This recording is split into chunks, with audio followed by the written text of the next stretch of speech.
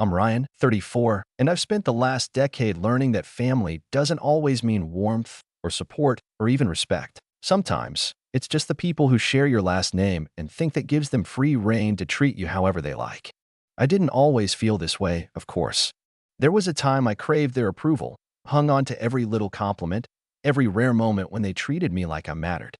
But over the years, I learned to manage my expectations. Or at least, I thought I had. This Easter, I volunteered to host dinner. Again, not because I thought things would be different, but because my mom guilt-tripped me with her usual, "You have the nicest kitchen and dining space, Ryan. Your sister's place is too small, and you know how tired I get." It was the same song every holiday, and I always gave in. I'd spent 3 days deep cleaning the house, prepping the guest rooms, and cooking dishes I knew everyone liked. Yes, even my brother's weird lactose-free, gluten-free casserole. I didn't complain when they showed up 2 hours late. I smiled, hugged everyone, and tried to shake off the familiar heaviness in my chest that always settled in around my family. My mom arrived with her signature perfume cloud and a passive-aggressive remark about how the driveway was so steep, I thought I'd need climbing gear. My brother Matt, 2 years younger and somehow still treated like the family's crown jewel, walked in behind her, already scrolling on his phone. His wife, Amber, didn't even say hi before plopping her designer bag on the entry table and asking if the guest bathroom had real hand towels or just paper. My sister Lacey was last to arrive, wearing a floral sundress and a fake smile that didn't quite reach her eyes. We hadn't spoken much since the Christmas blow-up, but I still set out her favorite drink and a vegan option for dinner. Dinner was tense. Like always.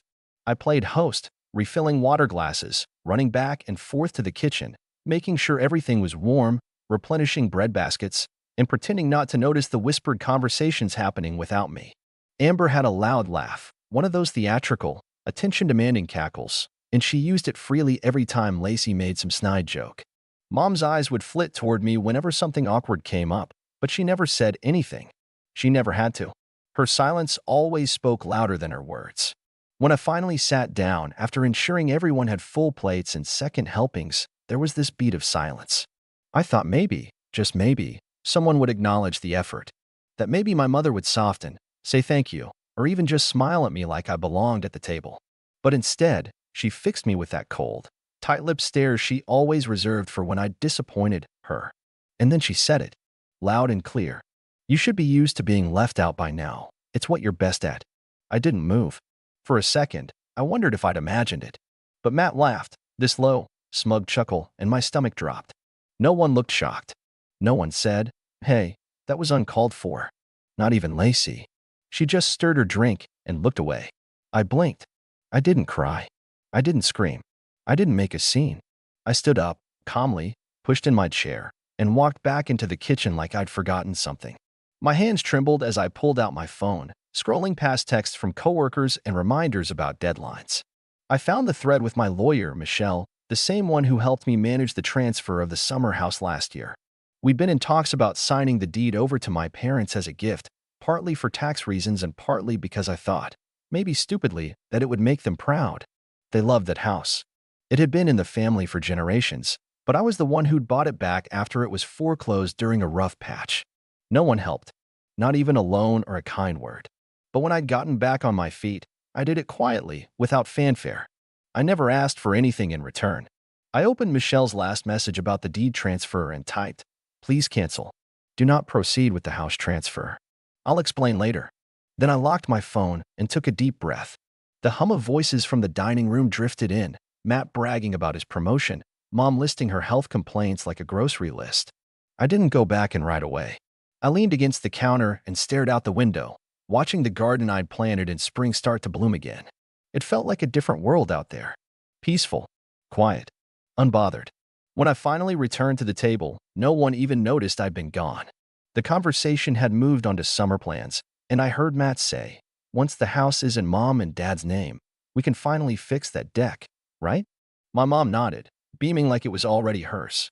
Lacey looked up from her phone just long enough to say, "You know, it's wild how Ryan finally did something right."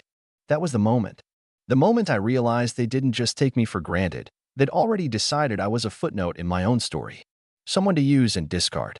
And I had spent years, trying to earn scraps of approval from people who would never give it. who saw my efforts not as kindness, but as weakness, as obligation. I didn't correct them. I didn't tell them the house wasn't theirs yet. I just let them keep talking. Let them plan renovations and furniture upgrades. Let them bask in the fantasy they'd built around taking something from me without ever acknowledging what I'd done to get it. Because I had a different plan now.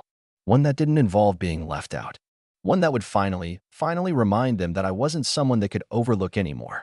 And as they laughed and toasted to a future that was never going to happen, I just smiled and waited. I didn't sleep that night. Not out of stress, no. It was a calm sort of wakefulness. The kind you feel when you know a storm is coming, but you've already boarded the windows and stocked the pantry.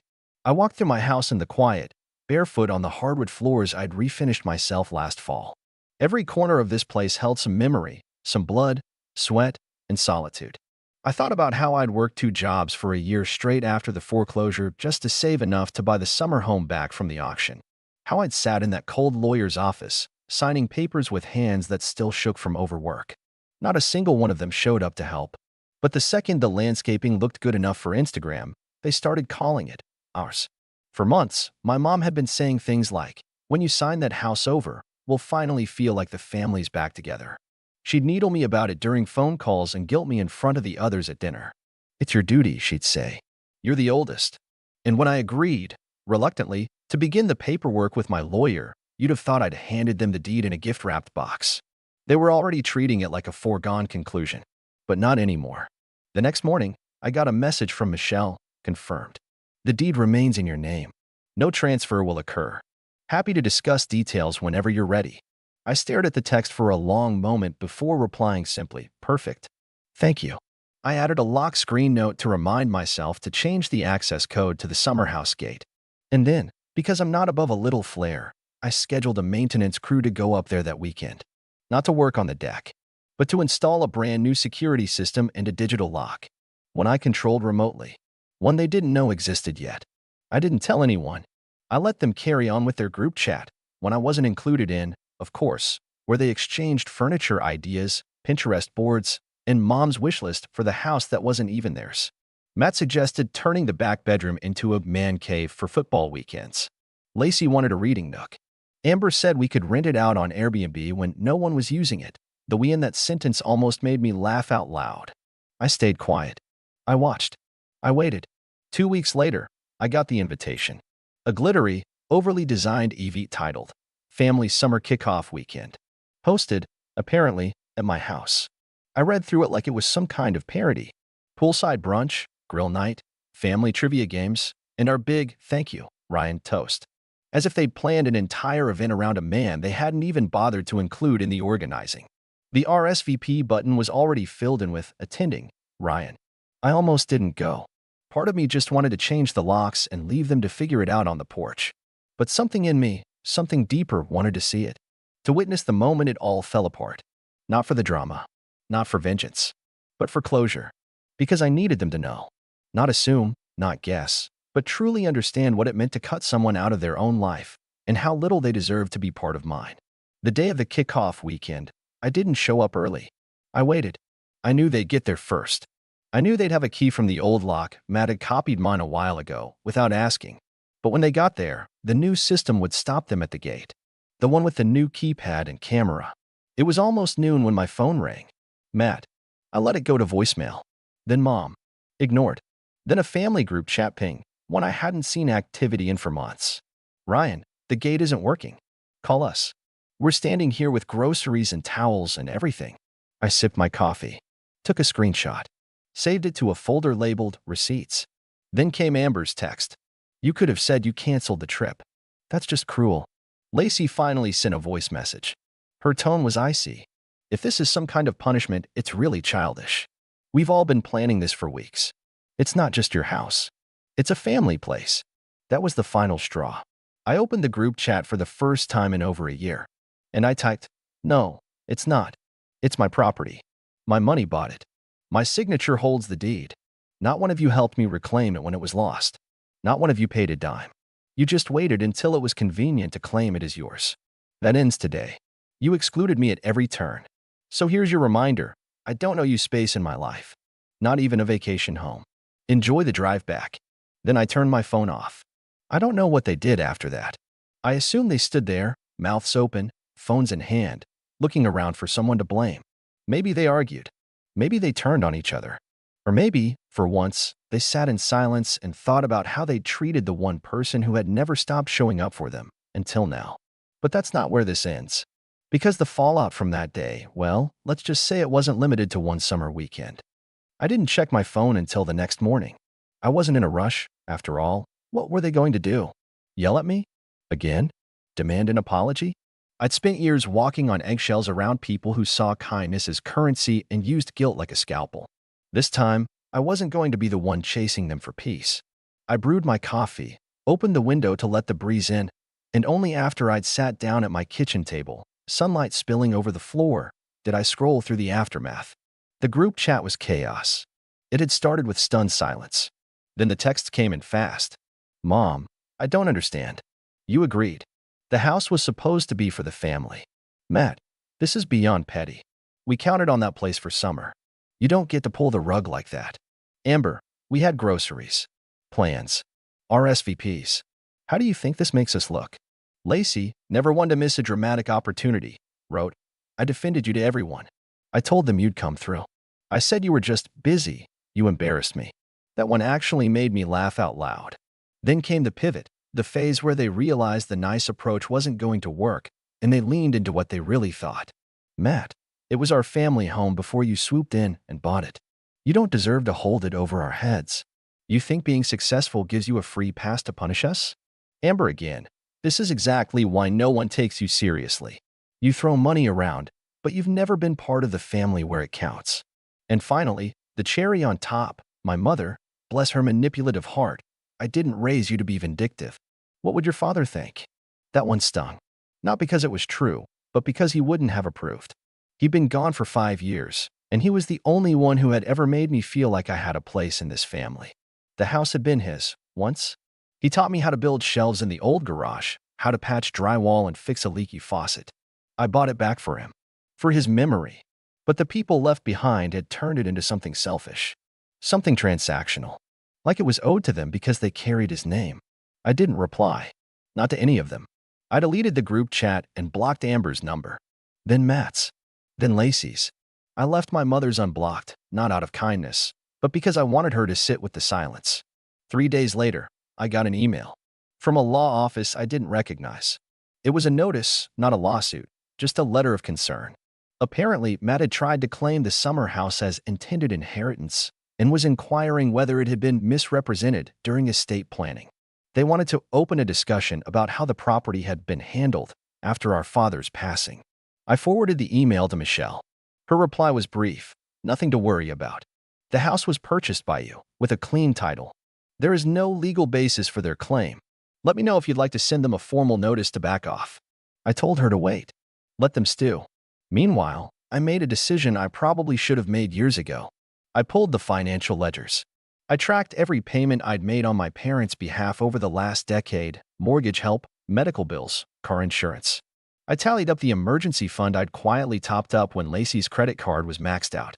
The rent I'd paid when Matt and Amber couldn't afford their last place for a few months. It was over $67,000. And not once had I been thanked with sincerity. Not by the people who took the money. Not by the family who said I was lucky to have it. I wasn't bitter. I was done. I took all the receipts, compiled them in a neatly formatted document, and attached them to a single email address to my mother. The subject line read, "So we're talking about entitlement now?" Inside, I wrote, "You once said I should be used to being left out. I suppose I am. But now, you'll all get used to something else, being on your own. Here's a breakdown of every expense I've covered over the years. Not because I expect repayment, but because I want you to see that I never had to be generous. I just chose to be.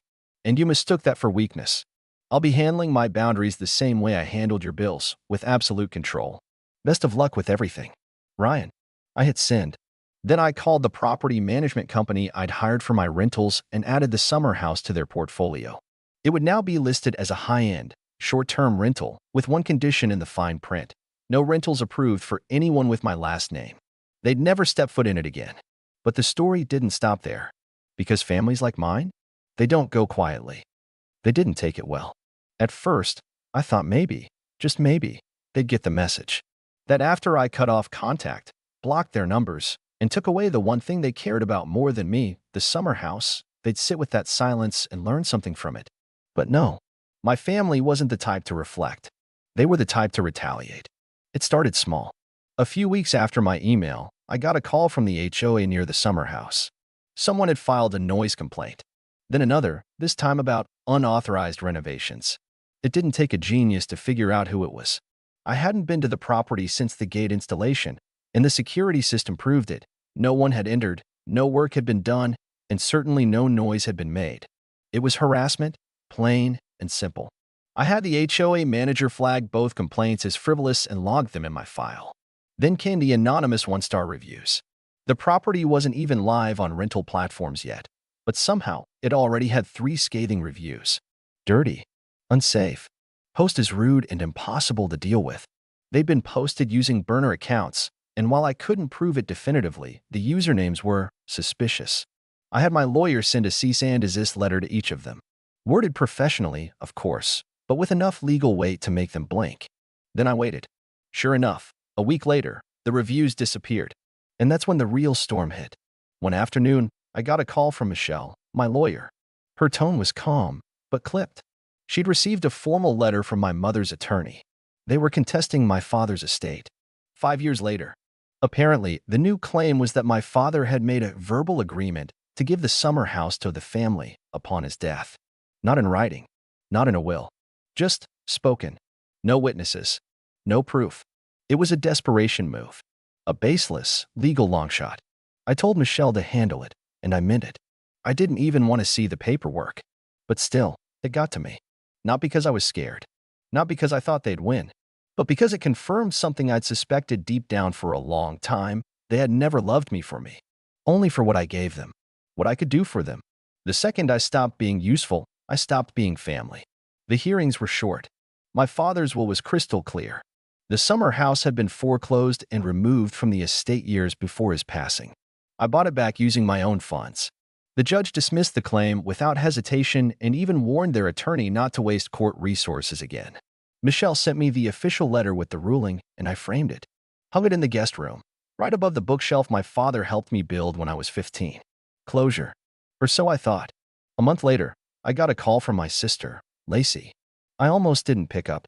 But something in me, it wasn't hope, not really, more like curiosity, made me swipe answer. Her voice was low, almost timid. Ryan. I wanted to talk. Can we meet? I paused, then said, say what you have to say now. She hesitated. Look, things got out of hand. Mom's been losing it. She's telling everyone you've turned on the family, that you've gone cold since Dad passed away. She's rewriting history. And I know I haven't been great either, but I cut her off. Lacey, you told people I embarrassed you. After you all planned a party in a house you never owned. After you sat there while Mom humiliated me at dinner and didn't say a word. I didn't know she'd say that, she replied quickly. You know how she is. She just gets. No, I said. That excuse doesn't fly anymore. You know how she is, and you still chose to sit next to her. Laugh at her jokes. Benefit from it. You all did. I was your safety net, and the second I said no, suddenly I'm the villain. Silence. Then, quietly, are you really cutting us all off for good? I took a breath. I'm not cutting anyone off. I'm just done being the one you all lean on without ever offering anything back. I'm done playing host, fixer, wallet, scapegoat. I gave you more chances than you ever gave me. And when I finally stood up for myself, you turned on me like I was the problem. So no, Lacey, I'm not coming back. She didn't argue. She just sighed. Mom's going to hate that. Let her. I hung up. That was the last time I spoke to any of them. It's been 8 months since that Easter dinner.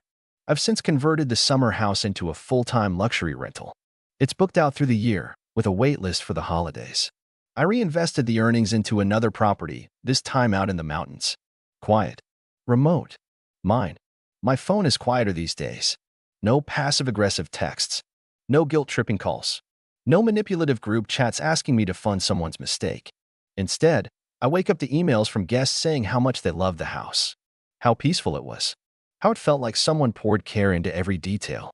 I respond to each one with gratitude. Because I did. I poured my care into that place. My history. My time. My love.